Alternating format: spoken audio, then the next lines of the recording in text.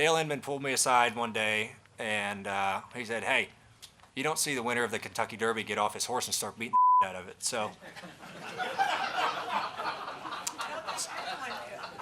that's why I don't do burnouts. Well, I didn't do a burnout after one race, and he was like, "I like how you don't do burnouts," and then he told me that story, and I was like, "Well, I'm definitely not." He might be mad at me for doing one and breaking our rule, but yeah, the Inman quote. Yeah, no problem. We did a good job of positioning ourselves up towards the front. There, after we made a mistake at stage 2 and kind of lost track position, and we did a really good job and had a good pit stop, and was able to start in the front 2 rows. And the last restart, I guess, the 36 did a great job. Riley did a really good job of pushing me kind of where I needed it, especially when we were leading the top lane. He hasn't run too many Cup races at all, and I think the only other speedway he's run is maybe Daytona a month ago. So he did a really good job of kind of understanding where to get on me and carry momentum. So appreciate him for that, and I'll say he did a good job. And yeah, I mean, I think the biggest thing was getting clear to the bottom down the back stretch in front of the 24 to get alongside the 4. And that made it to where, okay, now it's a drag race between he and I. And the biggest job too was making sure the 24 didn't get clear. So I kind of had a drag break to make sure the 4 stayed outside the 24 to kind of make sure one of us won, and made sure the 24 couldn't jump outside of me, and made sure I had his help. So yeah, just a neat day, fun day. It's always fun to win these things, and you have to appreciate them because they're so hard to do. And we hung in there all day, and fun to drag race Kevin there at the end. I hate it had to be us to beat him at his final speedway race, but it was definitely fun to race with someone like that, especially coming down to the end where it gets pretty wild. All right, we're going to now go to questions. If you have a question, go ahead, raise your hand, and we'll get a microphone to you. We'll start in the middle with Justin. Sorry, middle, right there. Justin Schuler, Kicking the Tires. Ryan, first off, congratulations. I'm sure you're thrilled you don't have to worry about the Roval. Psyched. Yeah. But what is it with you and Talladega and your wins here being 7 thousandths, 7 thousandths, 12 thousandths? I mean, usually when people win, they're big wins. For you, it's kind of the opposite, where it's very narrow wins. I don't know. It's not like I planned it. It's just one of those things. Yeah, I don't know. I mean, we do a good job here at these plate tracks, and of kind of trying to position ourselves towards the front of these things to where you have a shot at it at the end, and that's really all you can ask for. And sometimes they go your way, sometimes they don't. I mean, sometimes you lose them by 5 feet, and sometimes you win them by 3 or 4 feet. We lost the 500 one year by a handful of feet. We've happened to win a couple of these things by a combined amount of maybe 8 feet. So just one of those things that's tough, and you just have to try to put yourself in the best spot, and whether it happens for you or not, you kind of accept it. So. And then you were saying a little bit earlier about you kind of drag racing with Harvick, but go back about maybe 3-4 laps to go. You and Harvick were working really well in that second lane. Were you surprised that he dropped down after you guys had been working together for the past dozen laps? No, I mean, he was trying to figure out what lane was going to be the best, and what had more help. And so, I think he was just kind of playing the lane game, trying to figure out which one was going to have the best run, and which one was going to be tighter together. And they were both pretty even, I think. So it was kind of his choice, right, of what you think is coming and which one you don't think is kind of being there. He went up and blocked the top down the back coming to the checkered, and then opened the bottom up for me. So it's one of those weird things. It's, you're looking in your mirror, your spotter's talking, and you're trying to figure out which lane has more energy, right? And so you're kind of hopping around trying to figure out what lane is going to help you out more. And I wasn't really surprised. I mean, that lane kind of surged forward, and he went down to try to block it. So it didn't really surprise me. He just going with the right lane at the time, and judgment call really at that point.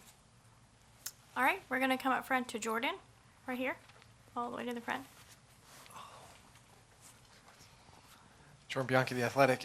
That move on the backstretch where you darted from the outside to the inside and kind of split William and Kevin, did you know you were clear, or was it just I'm going here and I've got a hole and I got to go? I knew it was going to be close. I wasn't sure how clear I was. I honestly kind of made my move, I think, before Josh said I was clear. So I knew it was going to be tight, but I mean, that was the only chance to make that move, right? If I didn't make it then, I feel like that bottom lane would have got there to my left rear, and now I'm not leading a lane. So just kind of halfway knowing I'm clear and just kind of committing to it. I know this isn't going to change how you did things over the last couple laps, but as you're racing Harvick, are you in your mind at all? You like this is his last time here. This could be his last shot at a victory, or any of those things going through your mind at all?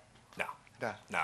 I mean, he's another competitor at that point. You know, I mean, it's that's really the only thing you're thinking about. So, yeah, another racer. I mean, it was super fun to race with him, drag it out to the end, you know, down the front stretch with him. And I apologize to some people, fans who had his shirt on after the race I saw in victory lane. Sorry I beat your guy, but yeah, just another competitor at that point. All right, Jenna, right here up front. Oh, sorry, right there. Jennifer AP. Hey Ryan, congratulations. Thanks. Obviously you're through to the round of 8. That's the practical part of it, but from the mental side of that, how much easier does it make this week for you? Yeah, it definitely makes it a lot easier, for sure. You know, but honestly, I thought we did a good job after Texas. You know, I made a mistake, sped, put us in the back, got us in a wreck. And now we're below the cut line. Our group did a really good job of just staying calm, you know, understanding we have 2 more races left. Just go try to do our job, and whatever happens, happens. So we did a good job of kind of maintaining our mental stability after Texas. But yeah, I mean, it's just so much pressure off whenever you can win in one of these races and one of the rounds, especially the first or second. It just relieves you. Like, I talked to William today at Driver Intros, and he's like, "This is like the most fun speedway race I'm ever going to have because I don't have to stress about it," right? So you kind of just feel free. It does take some pressure off. I mean, you go try to win the race next week for sure, but maybe you can be a little bit more aggressive, you know, on stages or back. Maybe you flip the stages, try to go win the race, you know, instead of having to go get points in the stages. I feel like a lot of guys are going to have to do that if they're on that agenda of kind of being close to the cut line. So it just kind of changes the way you approach it a little bit too. But yeah, very relieving, that's for sure. And I asked Jonathan this. I'm curious your take. You've got this really weird stat. You've only got 5 top 5 finishes all year, but 2 wins. What do you make of that? Yeah, I didn't know that stat. You're welcome. Thank you. I don't know whether to like that or dislike it. It's weird, right? Yeah, it's weird. I feel like, yeah, it's kind of been up and down. I feel like we were, you know, really solid until you know, winning in Charlotte, and then say up to Sonoma, and then we kind of lost our way a little bit after the break, and just struggled, you know, to kind of find speed and put together races and making mistakes, whether it's my mistakes or pit road. And I feel like we've done a good job as the playoffs have started to kind of managing these races like we need to and kind of getting back on track. So yeah, it's kind of weird, but I feel like we had a lot more top 5s last year and contended for more wins probably. But didn't execute very good. And I feel like this year we've executed pretty good, especially the 2/3 point of this year, and that's something to be super proud of. And it's definitely shown that we've, you know, done a good job of believing in each other and just doing our job, you know, and so those guys are awesome at that. All right, go ahead. Marshall Smith, Sanford University. First off, congrats on the win, Ryan. You're now tied with drivers like Davey Allison and Cale Yarborough for the number of wins at Talladega. Can you speak on like what this track means to you and how much it shaped your racing career and love from the fans? Yeah, I love this place. I mean, I accepted this place early on in my Cup career as I feel like people have 2 opinions on speedways. Either they love them or they hate them with a passion. And I kind of made the decision of I'm going to love these places, and I'm going to accept if something bad happens to me here, right? If you get in a wreck, that's not your fault, right? You're just going to accept it and not stress out about that. And once you kind of put that in your head of you're just accepting that these things can happen here, now you can focus on trying to run well and win, right? You're not worried about all this stuff or coming here disliking the track, like, oh, I can't stand being here, the speedway races are dumb, you know.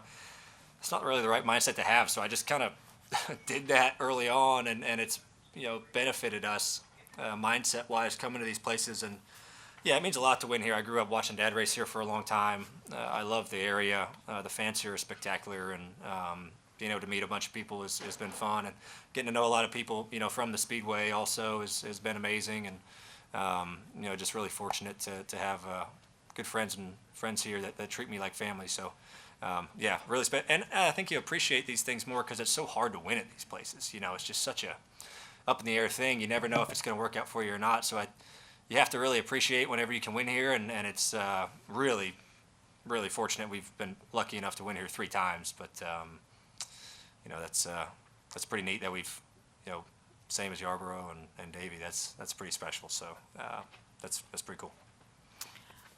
All right. There's a lot of hands up. Please be patient. We're going to get to as many as we can in the time that we have. We're going to come up front now to Kelly, Jordan, Shane, and then Steven.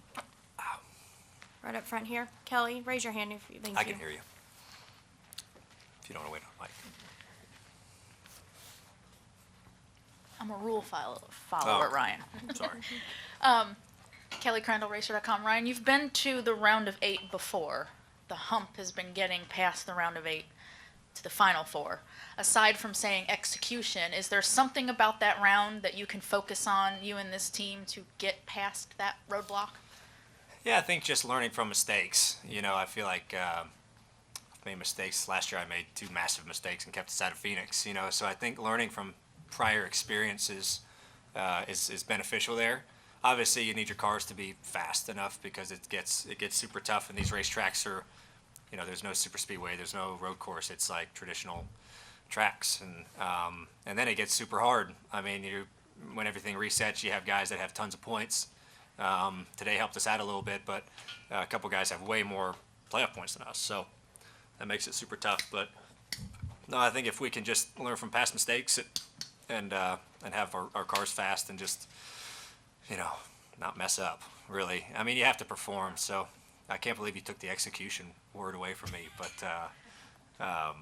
no, I think just believe in each other and continue to work. I feel like our cars haven't been quite the speed they needed to be to compete with maybe like the 5 or the 11's been fast, but I think we're still working, and it's gonna be a big shot in the arm for us. So I'm excited to see what we have for them when we unload in Vegas.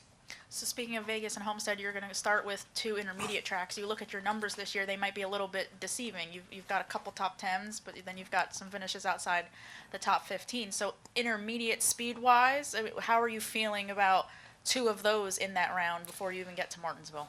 I mean, I obviously feel good about them. We've been working super hard to try to find this intermediate speed. I feel like, we've gotten better. Like, we ran better at Kansas than we did prior. We had a good run going at Texas. Didn't qualify good, but kind of got up through there and was able to maintain. So, I don't know. It's kind of hard to tell until you unload. You're always trying to work on stuff, but you got to have confidence that you're going to unload fast and with speed and be able to compete. All right. Jordan, if you'll raise your hand, please. Thank you. And then Shane, you will go after Jordan. Jordan Bianchi, the Athletic. If Kevin Harvick hadn't lost Riley Herbst, his pusher at the end, do you think Harvick is able to? Do you think you're still able to hold off Harvick at the end there? I don't know. I haven't really seen a replay of how much help the 36 got pulled off of him. Did someone go 3 wide or something to the top of the 36? I couldn't tell you. Okay, I haven't seen the replay. So the 36 spawn. I mean. Oh, did it? Okay. Yeah. I didn't know. Yeah, I don't know how that kind of developed. All I knew is that the 24 was pretty close to me, and I saw the 36 for a second was maybe a car length off the 4. And when the 24 got to me, I felt fairly confident that I could kind of nose ahead, just because he was pretty tight on my bumper. But yeah, you never know how those things work out. I just tried to make sure the 24 didn't get clear in 3 and 4, and then once I knew he wasn't clear and the 4 was going to be able to box him in, you just hope you get a good push to try to maintain your run and make it. Well, Shane Cox, Charlotte Observer. A lot of times in wins, you're leading for the last 10 laps, sometimes leading for the majority of the end. In this case, when was that moment where you kind of realized that you had won? It took a few seconds. I wasn't really 100% sure if we beat Harvick or not. It's kind of a weird race here. I've won the couple other ones I've won here. We led a lot. Like, we led a lot of laps and kind of controlled the race. This one we didn't really lead much. I mean, like single-digit laps I think we led. and just kind of a different way. But we still were up there all day. We just never really like controlled the lead. It was hard to control the lead, honestly, today, if whoever you were.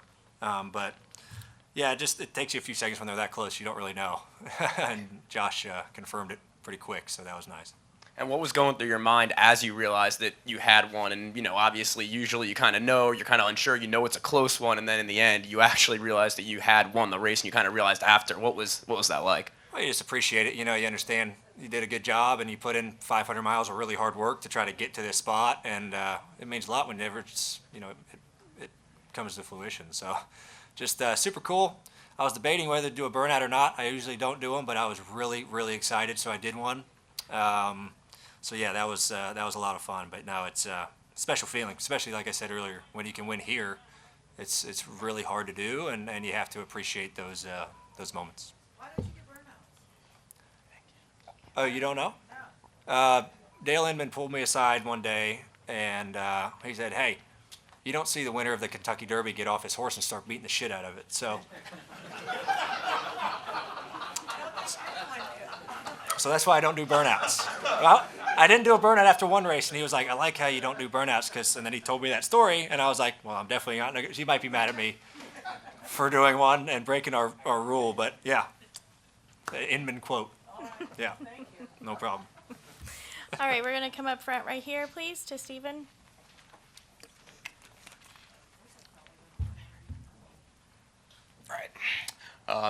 Stephen Toronto, CBS Sports. Thank you for saying no to equine violence, if I said that correctly. Horses.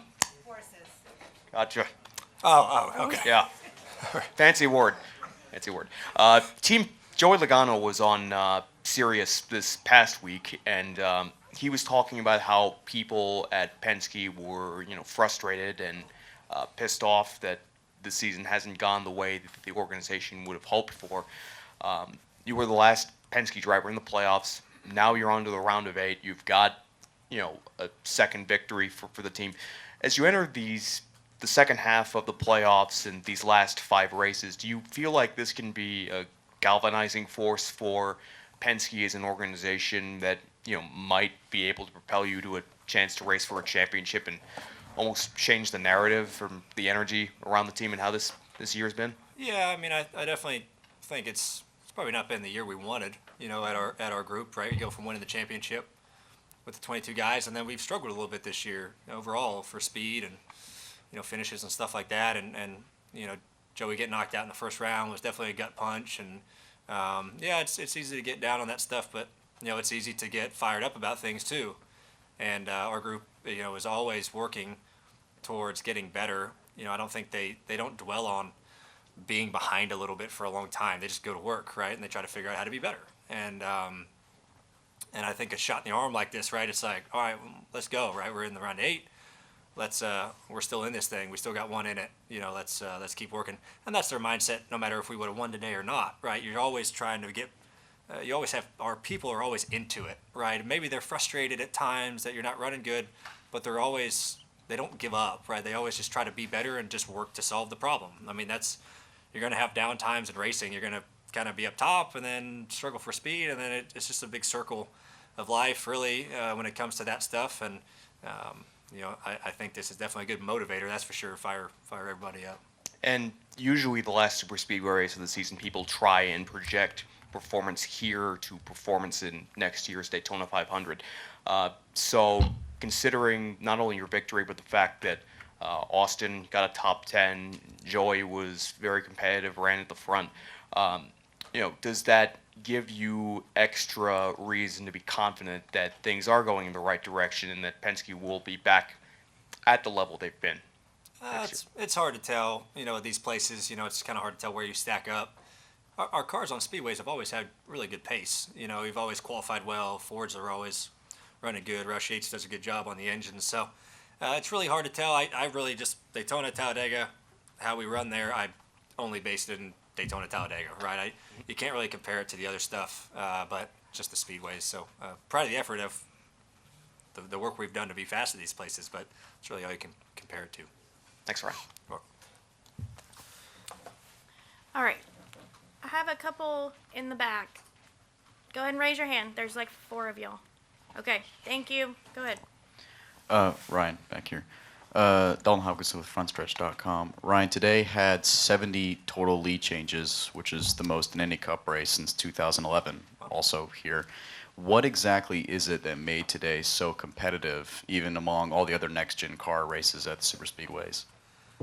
I think you saw the third lane more today than normal, and honestly, it's honestly just a massive fuel mileage race now.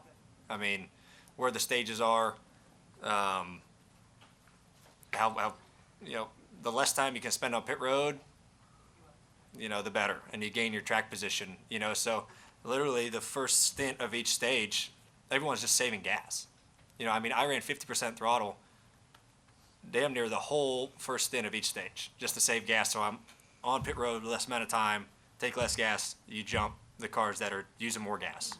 And when like the leaders of the bottom lane, the middle lane start doing that, the third lane kind of develops because you have guys that are like, well, screw it, I'm not going to save. I'm trying to get to the front. And so I think that's why you have all these fluctuations, and third lane goes, middle goes, it kind of fades, and it like depends on who's leading that lane, who's saving fuel or not. And it's kind of it's a weird thing as a driver because, we got back, I think in the second stage, I was like almost the very back of the pack, but I just saved a ton of gas on the bottom, and I came out like third in our group because I had to take less gas, and that propelled us towards the front. So it's a weird kind of game. It's different than what it has been, but everyone's kind of catching on to the saving fuel type situation, and that's really what brings the third lane up there a lot. You don't, at the end of the race when everyone's not saving gas and you're pushing hard in the first lane, second lane, the third lane doesn't really go anywhere. So it's kind of a funky deal, but yeah, a lot of passes. It was exciting. Hopefully people enjoyed it. All right. Raise your hand. Okay. Yep. Thank you. Christian Coley, kickingthetires.net. Ryan, you were kind of talking about Riley Herbst in the early part of your media availability. Kind of talking on that, he almost won Talladega in the Truck Series race a couple years ago, and he's shown really good speed in the last few times he's been in a Cup car. Kind of talking about looking at the Xfinity Series, he's not done great. Kind of speak on what the difference between a Cup car, truck, Xfinity, I've heard it a lot lately, is it just they feel like the process of Cup is to go to trucks straight to Cup instead of doing Xfinity. Kind of talk about what you think about that opinion. Yeah, it's definitely kind of different than what it used to be a couple years ago before this car. Cup cars, Xfinity cars, they drive so much different than what they do or than what they used to. From what I've heard, they drive a lot like a truck. In kind of my past experiences, they drive a lot like a truck. It's been a long time since I've driven a truck, but they kind of have more of that feel.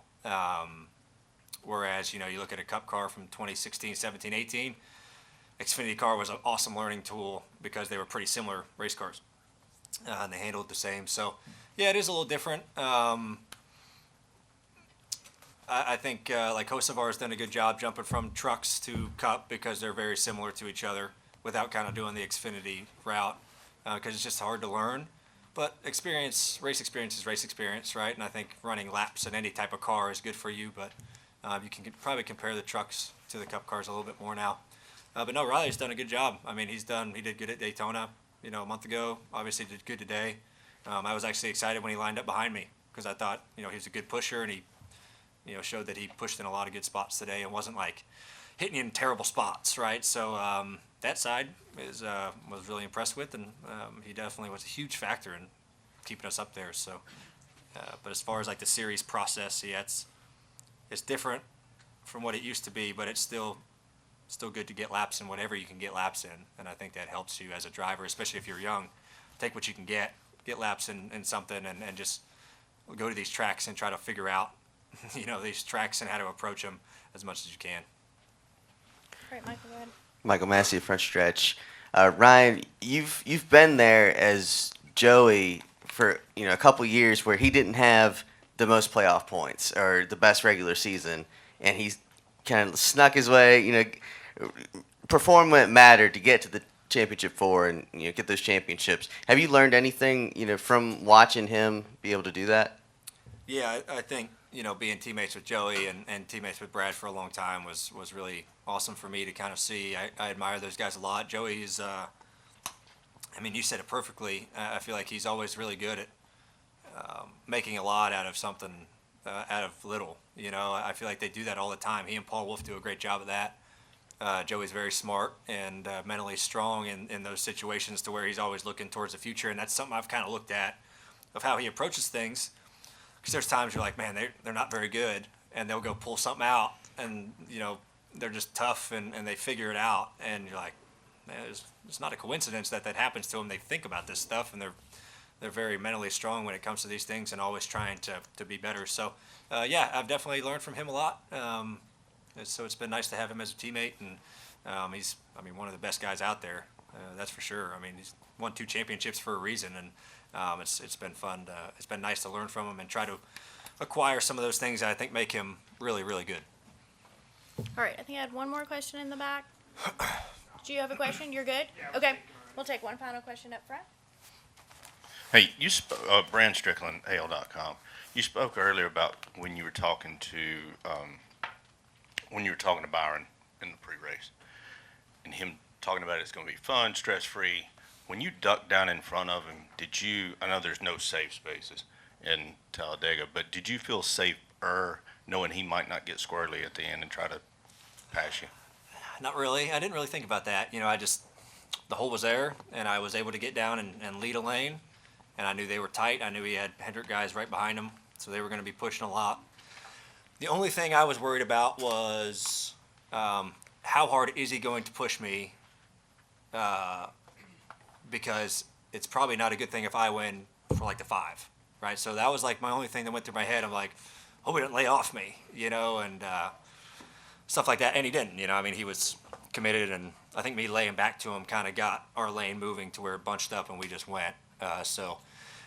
Yeah, I mean, I just tried to make the move the best place I thought possible with the most help, and luckily he was able to give us a good shove there and stay tight enough to me to where I could squeak ahead of Kevin.